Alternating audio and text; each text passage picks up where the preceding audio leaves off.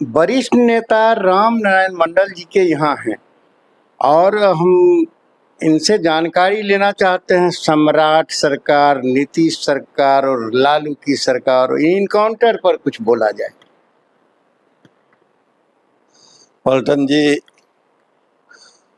आपके चैनल के माध्यम से तमाम सम्मानित दर्शकों को अपनी ओर से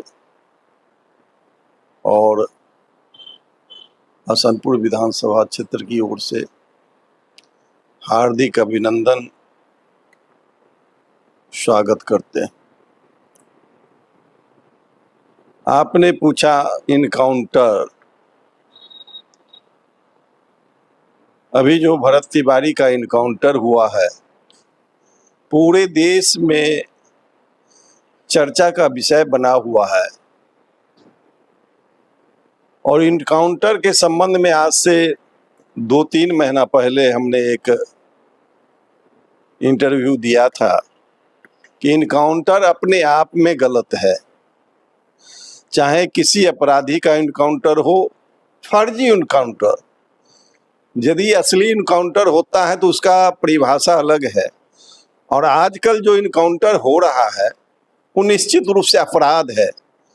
और अपराध इसलिए है कि देश में कानून से सजा मिलती है।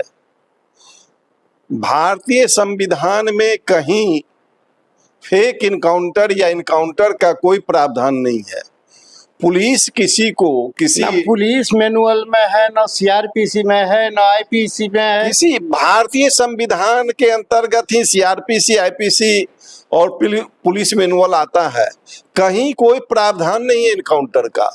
इनकाउंटर यदि कोई प्रशासनिक पदाधिकारी या सत्ता के पद पर बैठे हुए, संवैधानिक पद पर बैठे हुए किन्हीं के आदेश से या इशारे से यदि इनकाउंटर होता है तो निश्चित रूप से संविधान के विपरीत यह काम होता है।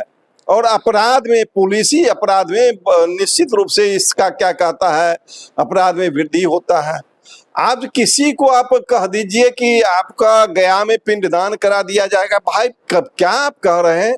आप सिर्फ पद पर बैठे हुए कि आप क्या करना चाह रहे हैं, देश को किस दिशा में ले जाना चाह रहे हैं। और अपराध, एक अपराधी को खत्म करने के लिए दूसरे अपराधी को पैदा कर रहे हैं। संगठित अपराधी जो पुलिस व्यवस्था है उसको आप अपराधी बना रहे हैं। आज जो घटना घटी है आरा में, और आरा की घटना, उससे पहले कई घटनाएं घटी, तो घटनाएं घटती है, लोगों का ध्यान आकृष्ट नहीं हो पाता है। लेकिन आरा के घटना में इसलिए ध्यान ज्यादा आकृष्ट हुआ कि चूंकि भरत तिवारी है, वो उसका कोई क्या कहता है आपराधिक पृष्ठभूमि नहीं था। आज तक उस लड़का पर कोई 107 भी नहीं हुआ था। और एक तरफ पुलिस कह रही है कि मानसिक विक्षिप्त है, और दूसरी तरफ वह यदि आज उसके हाथ में है, हम लोग भी देखे, आज उसके हाथ में है हथियार, गैर कानूनी हथियार रखना निश्चित रूप से अपराध है। लेकिन उस अपराध के लिए एक हत्या कर दे पुलिस, यह निश्चित रूप से बहुत बड़ा अपराध, संगठित अपराध को क्या कहता है, बढ़ावा देना। आज जो हो रहा है, बिहार सरकार, जिस बिहार सरकार के इशारे पर इस तरह की कई हत्याएं हुई पुलिस के द्वारा, आज बिहार सरकार इस पर मजबूर हो गया है और न्यायिक आयोग का गठन किया है। और आज जो पुलिस पदाधिकारी उस घटना में संलिप्त थे, निश्चित रूप से उन लोगों को बहुत बड़ी सजा होने वाली है, फांसी की सजा। आप तमिलनाडु का घटना का याद कर लीजिए, इसी तरह का घटना घटा था और 7 पुलिस कर्मियों को फांसी का सजा हुआ है। और बिहार में भी इस घटना में जितने लोग संलिप्त हैं, और आज एसपी का देखा कि 12 बजे रात में एसपी क्या कहता है, भरत तिवारी के घर पर जा रहे। बिना एसपी के आदेश का जिला में कोई पुलिस पदाधिकारी, पुलिस कर्मचारी इतना बड़ा घटना कर ही नहीं सकता है। आज एसपी दिखावा कर रहे हैं, कोई राज नाम का एसपी है भोजपुर का, वो दिखावा कर रहे हैं और आधी रात को पीड़ित के घर पर जा रहे हैं। आखिर किस तरह का क्या प्रशासन चलाना चाहते हैं इस सरकार में, समझ में नहीं आता है।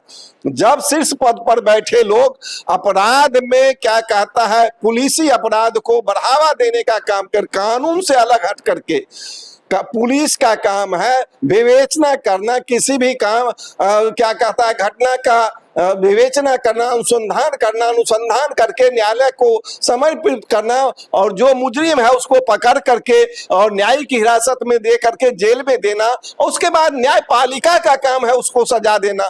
पुलिस बहुत कुछ, आप समझ रहे हैं कि यह क्या कहता है बहुत जघन्य अपराध है, तो स्पीडी ट्रायल ही करवाइए, स्पीडी ट्रायल करवाइए, जल्द से जल्द सजा दिलवाने का प्रावधान है वो आप कीजिए। लेकिन आप ऑन दी स्पॉट कोई कानून में नहीं है और क्या कहता है हिटलर के तरह और नाजी शाह के तरह आप किसी तरह से किसी को हत्या करवा दीजिए, यह कहीं से किसी कानून में क्या कहता है इस तरह की बात नहीं है।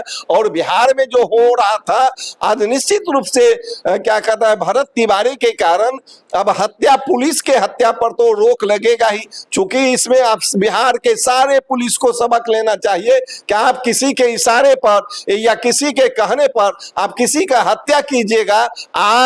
आज इस केस के कारण जितनी घटनाएं घटी है सबका परिवार न्यायालय जा रहा है, सबका परिवार न्यायालय में मुकदमा करेगा और न्यायालय में जब मुकदमा चलेगा तो न्यायपालिका निश्चित रूप से कानून का हनन करने वाला जो प्रशासन है उसके खिलाफ गंभीर क्या कहता है फैसला देने का काम करेगा। और सभी लोग जितना क्या कहता है इनकाउंटर हुआ है सभी परिवार को क्या कहता है न्यायालय जाना चाहिए। किसी चाहे अपराध में संलिप्त था तो उस अपराधी को नियम और कानून के तहत क्या कहता है न्यायपालिका क्या कहता सजा देता, लेकिन कहीं पर आप उड़वा दे रहे हैं किसी को, किसी जगह जा करके पुलिस उसको क्या कहता है गोली पकड़ करके ले जाता है और पकड़ के ले जाने के बाद उसको गोली से उड़ा दिया जाता है। आज यह लड़का जिस तरह से हथियार फेंक दिया सब देख रहा है, सारा लोग पूरे दुनिया के लोग देख रहे हैं कि उसने हथियार फेंक दिया और वो कह भी रहा है कि हमको क्या कहता है यदि हम जिंदा रहे तो हम फिर समाज के लिए काम करेंगे, इस तरह का वो बयान वीडियो पर दे रहा हो ऑनलाइन बोल रहा है।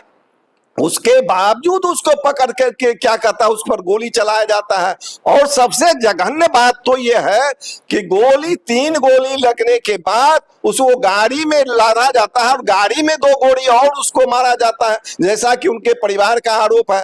और गाड़ी क्या कहा जाए उसके बाद यदि इनका नियत साफ होता तो गाड़ी को इलाज कराने का नियत होता तो गाड़ी सीधे क्या कहता हॉस्पिटल जाता, लेकिन हॉस्पिटल नहीं जा करके वह गाड़ी थाने पर गया और थाने पर कई घंटों तक क्या कहता है उसको रखा, उसके बाद क्या कहता है हॉस्पिटल गया जहां इलाज शुरू होता है और उसकी मौत हो जाती है। बताइए कितना जघन्य अपराध है, इससे बड़ा अपराध कुछ हो ही नहीं सकता है।